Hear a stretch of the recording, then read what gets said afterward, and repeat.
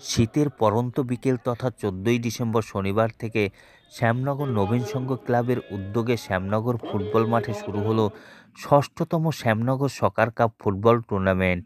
শ্যামনগর সকার cup football tournament ১৪ই December শনিবার বিকেল ৩টের সময় থেকে শুরু হয়েছে, চলবে আগামী ২২শে ডিসেম্বর রবিবার পর্যন্ত। শ্যামনগর সকার কাপ ফুটবল টুর্নামেন্ট প্রতিদিন দুপুর ২:৩০ সময় থেকে শুরু হবে।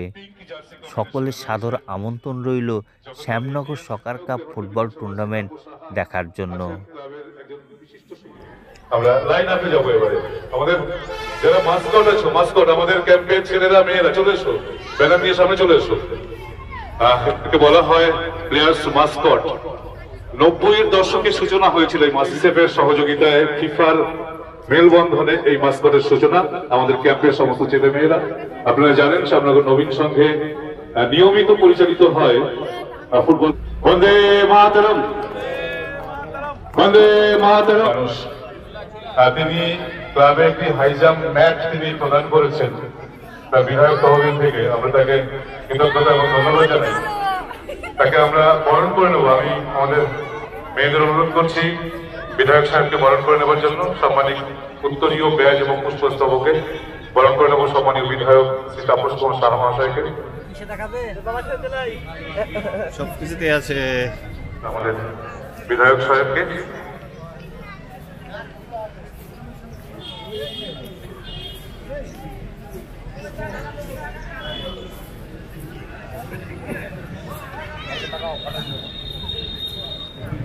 আমি প্রথমেই কথা বলবার জন্য আমি অনুমতি দিই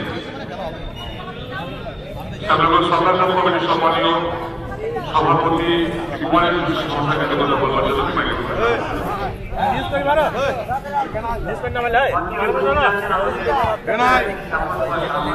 ক্যামেরা আমার হাতে, তোরা ধরে গেছে। এই কারণে আপনারা তাদেরকে ধন্যবাদ জানাই।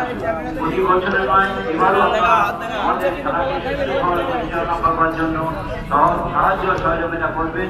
আমরা এলাকার মানুষের কাছে আমরা কৃতজ্ঞ। তারা বিভিন্নভাবে অন্যান্যভাবে আমাদের ক্লাবকে সাহায্য করে আসছে এবং আগামী দিনে করবে। এবং এই খেলা বিগত দিনের মতো যেন সুষ্ঠুভাবে পরিচালনা হয় সে ব্যাপারেও দর্শক মন্ডলী সাহায্য করবেন, এইটুকু আশা রেখে আমি আমার কথা শেষ করছি। ধন্যবাদ। ধন্যবাদ সভাপতি সাহেবকে। আমি এবারে আমাদের বিধায়ক সাহেবকে দুটো কথা বলবার জন্য অনুরোধ করবো সম্মানীয় শ্রী তাপস কুমার সাহা।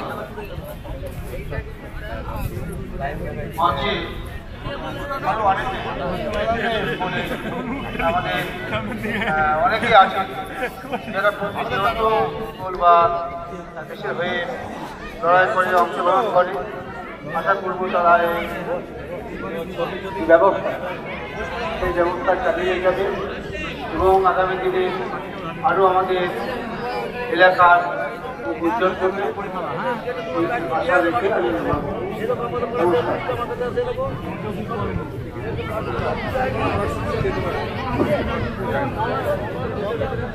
ধন্যবাদ। রয়েছে জগদ্দল এটিএস, অত্যন্ত শক্তিশালী দুটি দল। আজকে match official match referee Swarnendu Bagchi assistant বরাবর ওই অ্যাঙ্গেল থেকে কিন্তু এগিয়ে ছিল। সেকেন্ড পোস্টটা ওপেন ছিল একেবারে, আসলে যে জায়গা ছিল একা হয়ে পড়েছিল। সতীর্থ সংখ্যা যদি বাড়াতে পারতো তাহলে হয়তো একটা সফলতা ছিল। তবে ভালো সুন্দর একটি আক্রমণ ছিল। আবার কাউন্টার অ্যাটাক।